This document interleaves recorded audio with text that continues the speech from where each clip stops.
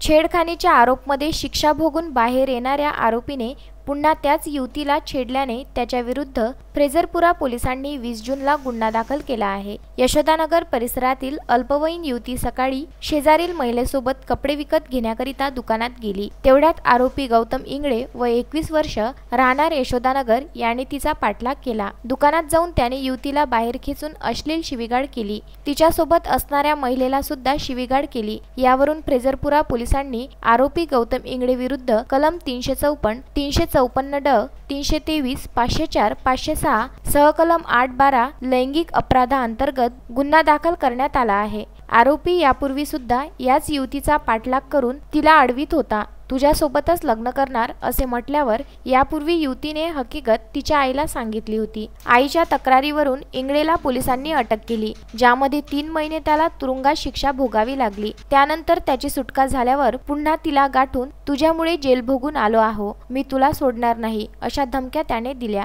फ्रेझरपुरा पोलिसांनी तक्रार दाखल करून आरोपी गौतम इंगळेचा शोध घेणे सुरू आहे। Bureau report, Vidarbha news, Amravati.